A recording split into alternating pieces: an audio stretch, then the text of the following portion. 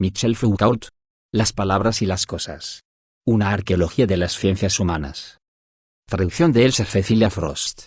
Capítulo 1. Las meninas. El pintor está ligeramente alejado del cuadro. Lanza una mirada sobre el modelo. Quizá se trata de añadir un último toque, pero también puede ser que no se haya dado aún la primera pincelada. El brazo que sostiene el pincel está replegado sobre la izquierda, en dirección de la paleta. Está, por un momento, inmóvil entre la tela y los colores. Esta mano hábil depende de la vista, y la vista, a su vez, descansa sobre el gesto suspendido. Entre la fina punta del pincel y el acero de la mirada, el espectáculo va a desplegar su volumen. Pero no sin un sutil sistema de esquivos. Tomando un poco de distancia, el pintor está colocado al lado de la obra en la que trabaja. Es decir que, para el espectador que lo contempla ahora, está a la derecha de su cuadro que, a su vez, ocupa el extremo izquierdo. Con respecto a este mismo espectador, el cuadro está vuelto de espaldas, solo puede percibirse el reverso con el inmenso bastidor que lo sostiene. En cambio, el pintor es perfectamente visible en toda su estatura, en todo caso no queda oculto por la alta tela que, quizá, va a absorberlo dentro de un momento, cuando, dando un paso hacia ella, vuelva a su trabajo. Sin duda, en este instante aparece a los ojos del espectador, surgiendo de esta especie de enorme caja virtual que proyecta hacia atrás la superficie que está por pintar. Puede vérsele ahora, en un momento de detención, en el centro neutro de esta oscilación. Su talle oscuro, su rostro claro son medieros entre lo visible y lo invisible, surgiendo de esta tela que se nos escapa, emerge ante nuestros ojos, pero cuando dé un paso hacia la derecha, ocultándose a nuestra mirada, se encontrará colocado justo frente a la tela que está pintando, entrará en esta región en la que su cuadro, descuidado por un instante, va a hacerse visible para él sin sombras ni reticencias. Como si el pintor no pudiera ser visto a la vez sobre el cuadro en el que se le representa y ver aquel en el que se ocupa de representar algo. Reina en el umbral de estas dos visibilidades incompatibles. El pintor contempla, el rostro ligeramente vuelto y la cabeza inclinada hacia el hombro. Fija un punto invisible, pero que nosotros, los espectadores, nos podemos asignar fácilmente ya que este punto somos nosotros mismos, nuestro cuerpo, nuestro rostro, nuestros ojos. Así, pues, el espectáculo que él contempla es dos veces invisible, porque no está representado en el espacio del cuadro y porque se sitúa justo en este punto ciego, en este recuadro esencial en el que nuestra mirada se sustrae a nosotros mismos en el momento en que la vemos. Y sin embargo, ¿cómo podríamos evitar ver esta invisibilidad que está bajo nuestros ojos, ya que tiene en el cuadro mismo su equivalente sensible, su figura sellada? En efecto, podría adivinarse lo que el pintor ve, si fuera posible lanzar una mirada sobre la tela en la que trabaja, pero de esta solo se percibe la trama, los montantes en la línea horizontal y, en la vertical, el sostén oblicuo del caballete. El alto rectángulo monótono que ocupa toda la parte izquierda del cuadro real y que figura el revés de la tela representada, restituye, bajo las especies de una superficie, la invisibilidad en profundidad de lo que el artista contempla, este espacio en el que estamos, que somos. Desde los ojos del pintor hasta lo que ve, está trazada una línea imperiosa que no sabríamos evitar, nosotros, los que contemplamos, atraviesa el cuadro real y se reúne, delante de su superficie, en ese lugar desde el que vemos al pintor que nos observa. Este punteado nos alcanza irremisiblemente y nos liga a la representación del cuadro. En apariencia, este lugar es simple, es de pura reciprocidad, vemos un cuadro desde el cual, a su vez, nos contempla un pintor. No es sino un cara a cara, ojos que se sorprenden, miradas directas que, al cruzarse, se superponen. Y, sin embargo, esta sutil línea de visibilidad implica a su vez toda una compleja red de incertidumbres, de cambios y de esquivos. El pintor solo dirige la mirada hacia nosotros en la medida en que nos encontramos en el lugar de su objeto. Nosotros, los espectadores, somos una añadidura. Acogidos bajo esta mirada, somos perseguidos por ella, y reemplazados por aquello que siempre ha estado ahí delante de nosotros, el modelo mismo. Pero, a la inversa, la mirada del pintor, dirigida más allá del cuadro al espacio que tiene enfrente, acepta tantos modelos cuantos espectadores surgen, en este lugar preciso, aunque indiferente. El contemplador y el contemplado se intercambian sin cesar. Ninguna mirada es estable o, mejor dicho, en el surco neutro de la mirada que traspasa perpendicularmente la tela, el sujeto y el objeto, el espectador y el modelo cambian su papel hasta el infinito. La gran tela vuelta de la extrema izquierda del cuadro cumple aquí su segunda función, obstinadamente invisible, impide que la relación de las miradas llegue nunca a localizarse ni a establecerse definitivamente. La fijeza opaca que hace reinar en un extremo convierte en algo siempre inestable el juego de metamorfosis que se establece en el centro entre el espectador y el modelo. Por el hecho de que no vemos más que este revés, no sabemos quiénes somos ni lo que hacemos. ¿Vemos o nos ven? En realidad el pintor fija un lugar que no cesa de cambiar de un momento a otro, cambia de contenido, de forma, de rostro, de identidad. Pero la inmovilidad atenta de sus ojos nos hace volver a otra dirección que ya han seguido con frecuencia y que, muy pronto, sin duda alguna, seguirán de nuevo, la de la tela inmóvil sobre la cual pinta, o quizás se ha pintado ya hace tiempo y para siempre, un retrato que jamás se borrará. Tanto que la mirada soberana del pintor impone un triángulo virtual, que define en su recorrido este cuadro de un cuadro, en la cima único punto visible, los ojos del artista, en la base, a un lado, el sitio invisible del modelo, y del otro, la figura probablemente esbozada sobre la tela vuelta. En el momento en que colocan al espectador en el campo de su visión, los ojos del pintor lo apresan, lo obligan a entrar en el cuadro, le asignan un lugar a la vez privilegiado y obligatorio, le toman su especie luminosa y visible y la proyectan sobre la superficie inaccesible de la tela vuelta. Ve que su invisibilidad se vuelve visible para el pintor y es traspuesta a una imagen definitivamente invisible para él mismo. Sorpresa que se multiplica y se hace a la vez más inevitable aún por un lazo marginal.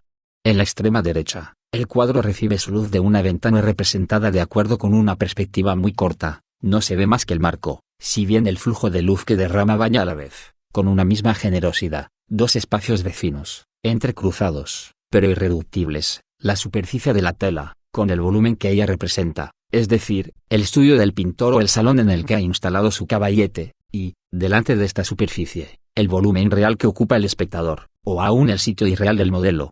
Al recorrer la pieza de derecha a izquierda, la amplia luz dorada lleva a la vez al espectador hacia el pintor y al modelo hacia la tela, es ella también la que, al iluminar al pintor, lo hace visible para el espectador, y hace brillar como otras tantas líneas de oro a los ojos del modelo el marco de la tela enigmática en la que su imagen, trasladada, va a quedar encerrada. Esta ventana extrema, parcial, apenas indicada, libera una luz completa y mixta que sirve de lugar común a la representación.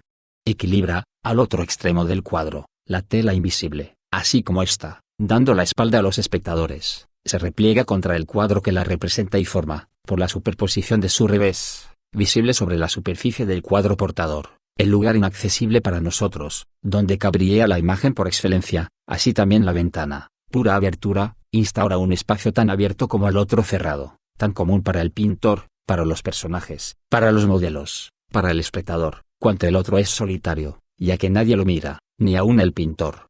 Por la derecha, se derrama por una ventana invisible el volumen puro de una luz que hace visible toda la representación. A la izquierda, se extiende, al otro lado de su muy visible trama, la superficie que esquiva la representación que porta.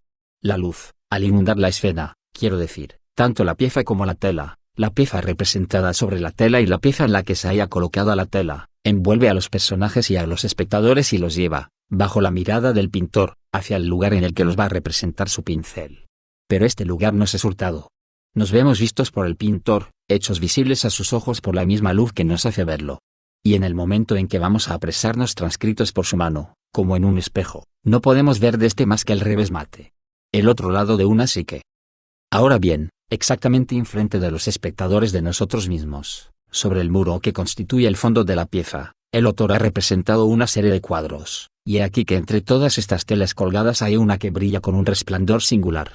Su marco es más grande, más oscuro que el de las otras, sin embargo, una fina línea blanca lo dobla hacia el interior, difundiendo sobre toda su superficie una claridad difícil de determinar, pues no viene de parte alguna, sino de un espacio que le sería interior.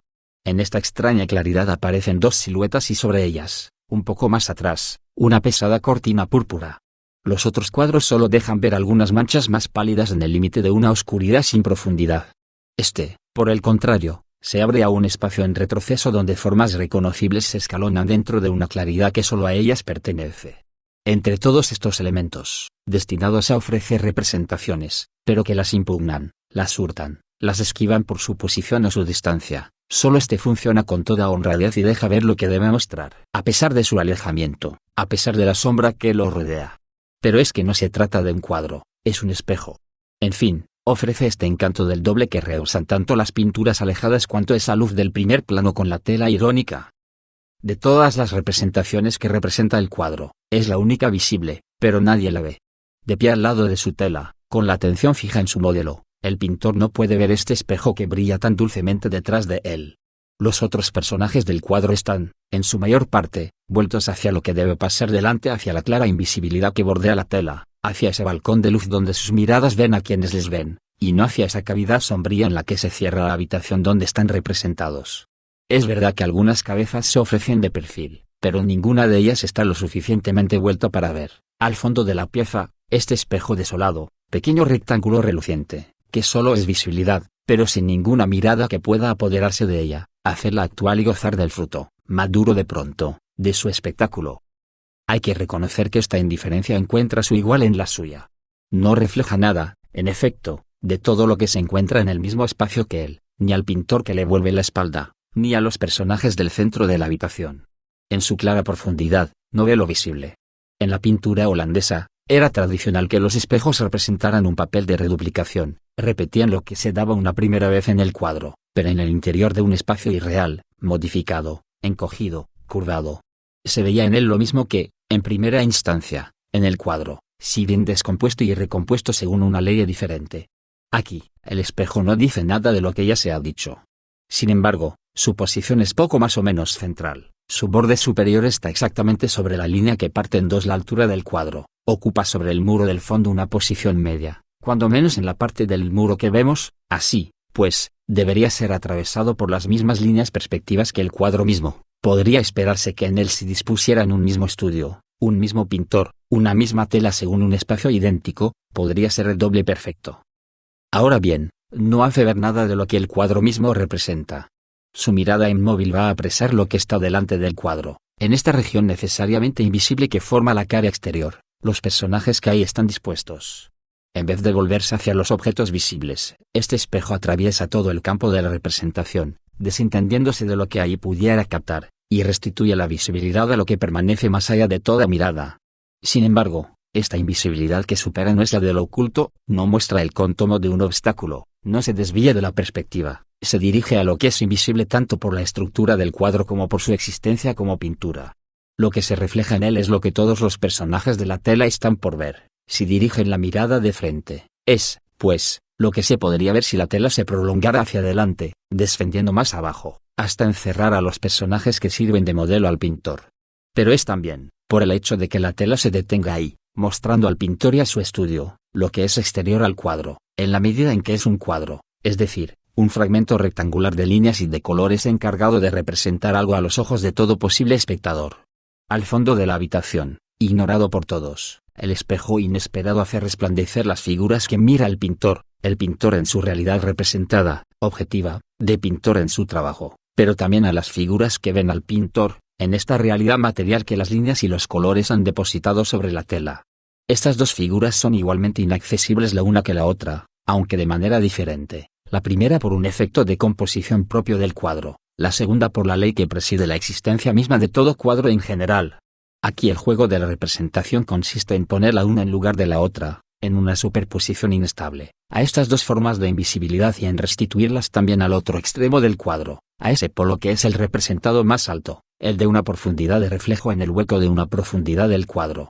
El espejo asegura una metátesis de la visibilidad que hiere a la vez al espacio representado en el cuadro y su naturaleza de representación, permite ver, en el centro de la tela, lo que por el cuadro es dos veces necesariamente invisible. Extraña manera de aplicar, al pie de la letra, pero dándole vuelta, el consejo que el viejo Pacheco dio, al parecer, a su alumno cuando éste trabajaba en el estudio de Sevilla: la imagen debe salir del cuadro. Pero quizá ya es tiempo de dar nombre a esta imagen que aparece en el fondo del espejo y que el pintor contempla delante del cuadro. Quizá sea mejor fijar de una buena vez la identidad de los personajes presentes o indicados, para no complicarnos al infinito entre estas designaciones flotantes, un poco abstractas, siempre susceptibles de equívocos y de desdoblamientos: el pintor, los personajes, los modelos, los espectadores, las imágenes. En vez de seguir sin cesar un lenguaje fatalmente inadecuado a lo visible, bastará con decir que Velázquez ha compuesto un cuadro, que en este cuadro se ha representado a sí mismo, en su estudio, o en un salón del Escorial, mientras pinta dos personajes que la infanta Margarita viene a ver, rodeada de dueñas, de meninas, de cortesanos y de enanos, que a este grupo pueden atribuírsele nombres muy precisos. La tradición reconoce aquí a doña María Agustina Sarmiento, allá a Nieto, en el primer plano a Nicolas Pertusato, el bufón italiano. Bastará con añadir que los dos personajes que sirven de modelos al pintor no son visibles cuando menos directamente, pero se les puede percibir en un espejo, y que se trata, a no dudar, del rey Felipe y de su esposa Mariana. Estos nombres propios serán útiles referencias, evitarán las designaciones ambiguas, en todo caso, nos dirán qué es lo que ve el pintor y, con él, la mayor parte de los personajes del cuadro. Pero la relación del lenguaje con la pintura es una relación infinita. No porque la palabra sea imperfecta y, frente a lo visible, tenga un déficit que se empeñe en vano por recuperar. Son irreductibles una a otra, por bien que se diga lo que se ha visto, lo visto no reside jamás en lo que se dice, y por bien que se quiera hacer ver, por medio de imágenes, de metáforas, de comparaciones, lo que se está diciendo, el lugar en el que ellas resplandecen no es el que despliega la vista, sino el que definen las sucesiones de la sintaxis. Ahora bien, en este juego, el nombre propio no es más que un artificio, permite señalar con el dedo, es decir, pasar subrepticiamente del espacio del que se habla al espacio que se contempla, es decir, encerrarlos uno en otro con toda comodidad, como si fueran mutuamente adecuados. Pero si se quiere mantener abierta la relación entre el lenguaje y lo visible, si se quiere hablar no en contra de su incompatibilidad sino a partir de ella, de tal modo que se quede lo más cerca posible del uno y del otro, es necesario borrar los nombres propios y mantenerse en lo infinito de la tarea. Quizá por mediación de este lenguaje gris, anónimo, siempre meticuloso y repetitivo por ser demasiado amplio, encenderá la pintura, poco a poco, sus luces. Así, pues, será necesario pretender que no sabemos quién se refleja en el fondo del espejo, e interrogar este reflejo al nivel mismo de su existencia. Por lo pronto, se trata del revés de la gran tela representada a la izquierda. El revés o, mejor dicho, el derecho ya que muestra de frente lo que está oculta por su posición. Además, se opone a la ventana y la refuerza. Al igual que ella, es un lugar común en el cuadro y en lo que éste tiene de exterior. Pero la ventana opera por el movimiento continuo de una efusión que, de derecha a izquierda, reúne a los personajes atentos, al pintor, al cuadro, con el espectáculo que contemplan, el espejo, por un movimiento violento, instantáneo, de pura sorpresa, va a buscar delante del cuadro lo que se contempla, pero que no es visible, para hacerlo visible, en el término de la profundidad ficticia, si bien sigue indiferente a todas las miradas. El punteado imperioso que se traza entre el reflejo y lo que refleja, corta perpendicularmente el flujo lateral de luz. Por último se trata de la tercera función de este espejo, está junto a una puerta que se abre, como él, en el muro del fondo. Recorta así un rectángulo claro cuya luz mate no se expande por el cuarto. No sería sino un aplanamiento dorado si no estuviera ahuecado hacia el exterior, por un batiente tallado, la curva de una cortina y la sombra de varios escalones. Ahí empieza un corredor, pero en vez de perderse en la oscuridad, se disipa en un estallido amarillo en el que la luz, sin entrar, se arremolina y reposa en sí misma. Sobre este fondo, a la vez cercano y sin límites, un hombre destaca su alta silueta, está visto de perfil, en una mano sostiene el peso de una colgadura, sus pies están colocados en dos escalones diferentes, tiene una rodilla flexionada. Quizá va a entrar en el cuarto, quizá se limita a observar lo que pasa en el interior, satisfecho de ver sin ser visto. Lo mismo que el espejo, fíjale en vez de la escena, y no menos que al espejo, nadie le presta atención. No se sabe de dónde viene, se puede suponer que, siguiendo los inciertos corredores, ha llegado al cuarto en el que están reunidos los personajes y donde trabaja el pintor, pudiera ser que él también estuviera, hace un momento, en la parte delantera de la escena, en la región invisible que contemplan todos los ojos del cuadro. Lo mismo que las imágenes que se perciben en el fondo del espejo, sería posible que él fuera un emisario de este espacio evidente y oculto. Hay, sin embargo, una diferencia, él está allí en carne y hueso, surge de fuera, en el umbral del aire representado, es indudable no un reflejo probable, sino una irrupción. El espejo, al hacer ver, más allá de los muros del estudio, lo que sucede ante el cuadro, hace oscilar, en su dimensión sagital, el interior y el exterior. Con un pie sobre el escalón y el cuerpo por completo de perfil, el visitante ambiguo entra y sale a la vez, en un balanceo inmóvil. Repite en su lugar, si bien en la realidad sombría de su cuerpo, el movimiento instantáneo de las imágenes que atraviesan la habitación, penetran en el espejo, reflejándose en él y surgen de nuevo como especias visibles, nuevas e idénticas. Pálidas, minúsculas, las siluetas del espejo son recusadas por la alta y sólida estatura del hombre que surge en el marco de la puerta. Pero es necesario descender de nuevo del fondo del cuadro y pasar a la parte anterior de la escena, es necesario abandonar este contorno cuya voluta acaba de recorrerse. Si partimos de la mirada del pintor que, a la izquierda, constituye una especie de centro desplazado, se percibe enseguida el revés de la tela, después los cuadros expuestos, con el espejo en el centro, más allá la puerta abierta, nuevos cuadros, cuya perspectiva, muy aguda, No permite ver sino el espesor de los marcos. Por último, a la extrema derecha, la ventana o, mejor dicho, la abertura por la que se derrama la luz. Esta concha en forma de hélice ofrece todo el ciclo de la representación: la mirada, la paleta y el pincel. La tela limpia de señales son los instrumentos materiales de la representación, los cuadros, los reflejos, el hombre real, la representación acabada, pero libre al parecer de los contenidos ilusorios o verdaderos que se le yuxtaponen. Después la representación se anula, no se ve más que los cuadros y esta luz que los baña desde el exterior y que estos, a su vez, deberían reconstituir en su especie propia como si viniera de otra parte, atravesando sus marcos de madera oscura. Y, en efecto, se ve esta luz sobre el cuadro que parece surgir en el intersticio del marco, y de ahí alcanza la frente, las mejillas, los ojos, la mirada del pintor que tiene en una mano la paleta y en la otra el extremo del pincel. De esta manera se cierra la voluta o, mejor dicho, por obra de esta luz, se abre. Esta abertura no es, como la del fondo, una puerta que se ha abierto, es el largo mismo del cuadro y las miradas que ahí ocurren no son las de un visitante lejano. El friso que ocupa el primer y el segundo plano del cuadro representa, si incluimos al pintor, 8 personajes. De ellos, 5 miran la perpendicular del cuadro, con la cabeza más o menos inclinada, vuelta o ladeada. El centro del grupo es ocupado por la pequeña infanta, con su amplio vestido gris y rosa. La princesa vuelve la cabeza hacia la derecha del cuadro, en tanto que su torso y el guardainfante del vestido van ligeramente hacia la izquierda, pero la mirada se dirige rectamente en dirección del espectador que se encuentra de cara al cuadro. Una línea media que dividiera al cuadro en 2 secciones iguales, pasaría entre los ojos de la niña. Su rostro está a 1/3 de la altura total del cuadro.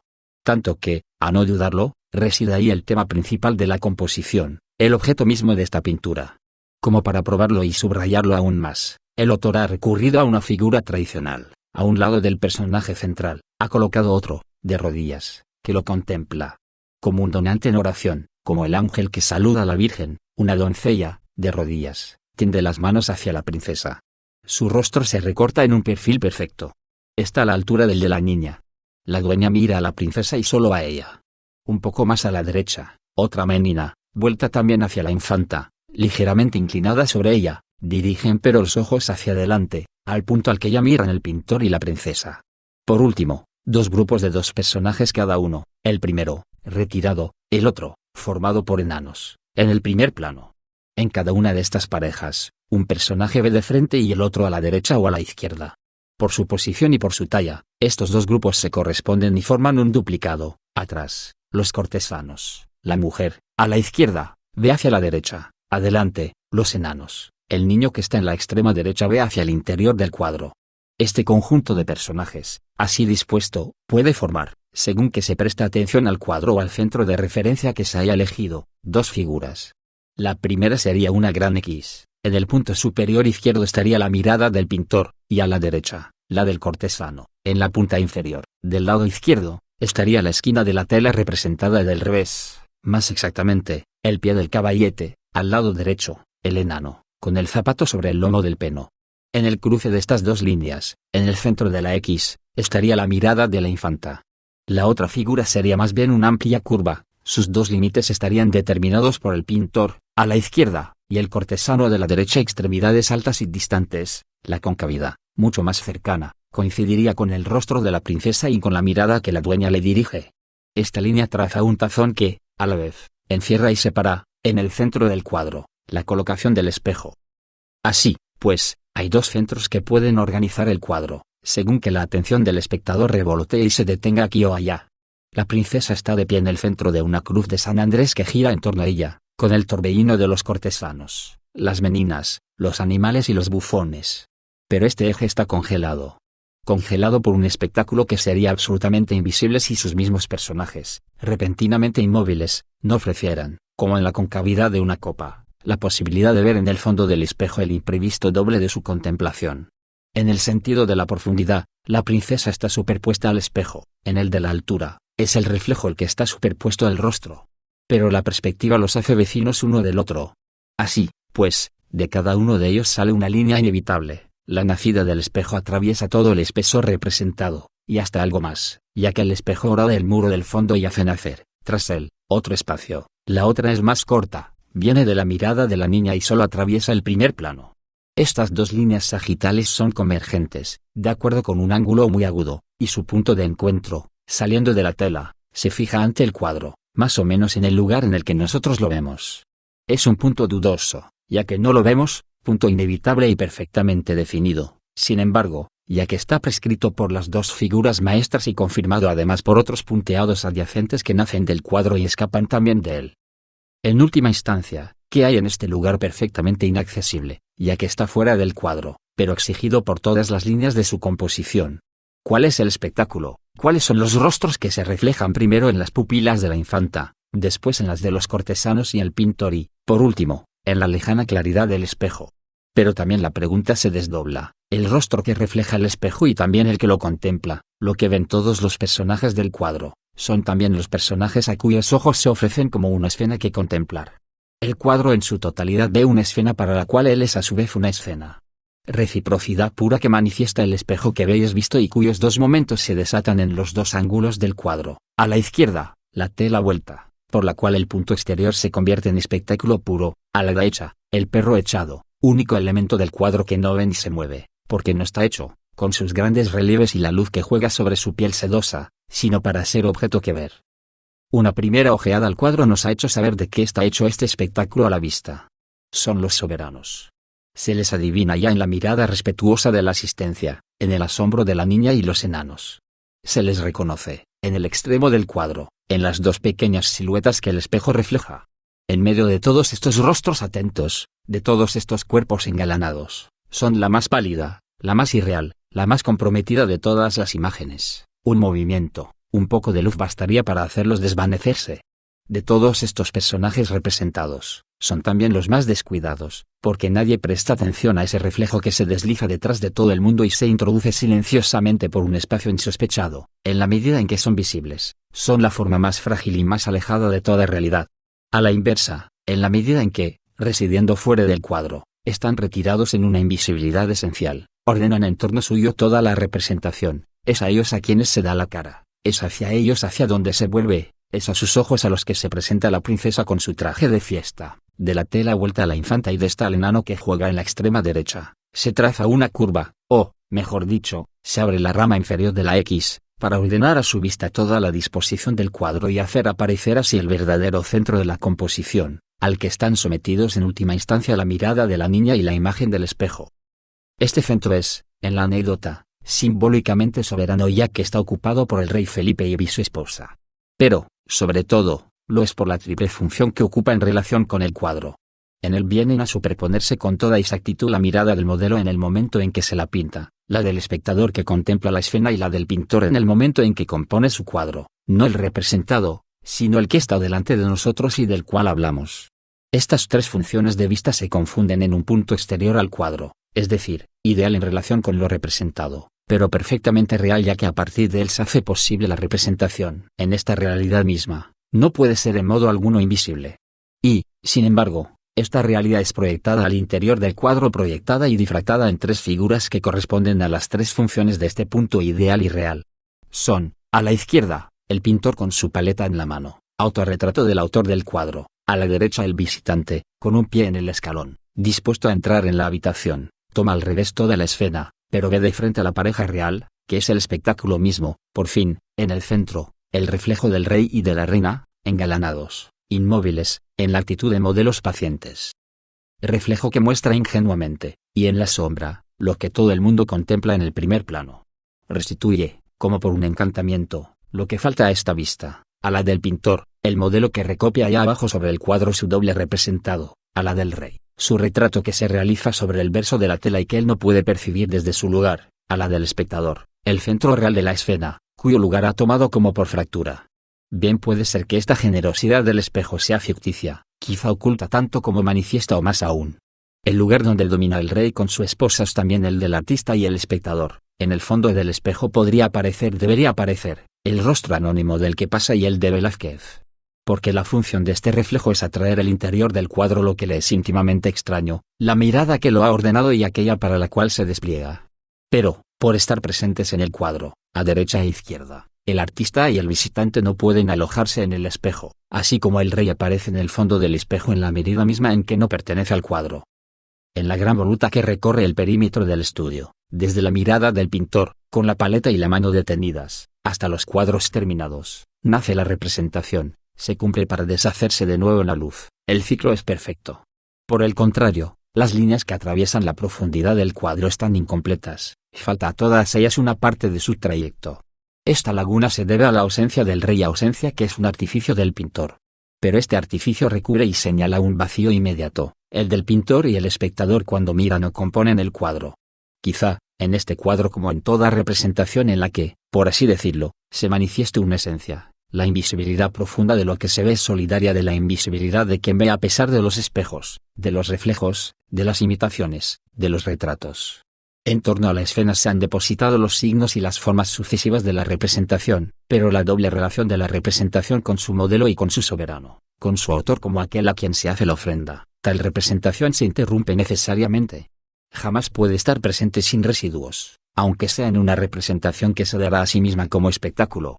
En la profundidad que atraviesa la tela, forma una concavidad ficticia y la proyecta ante sí misma. No es posible que la felicidad pura de la imagen ofrezca jamás a plena luz al maestro que representa y al soberano al que se representa. Quizá haya, en este cuadro de Velázquez, una representación de la representación clásica y la definición del espacio que ella abre. En efecto, intenta representar todos sus elementos, con sus imágenes, las miradas a las que se ofrece, los rostros que hace visibles, los gestos que la hacen nacer. Pero ahí, en esta dispersión que aquella recoge y despliega en conjunto, se señala imperiosamente, por doquier, un vacío esencial, la desaparición necesaria de lo que la fundamenta de aquel a quien se asemeja y de aquel a cuyos ojos no es sino semejanza. Este sujeto mismo que es el mismo, ha sido suprimido. Y libre al fin de esta relación que la encadenaba, la representación puede darse como pura representación.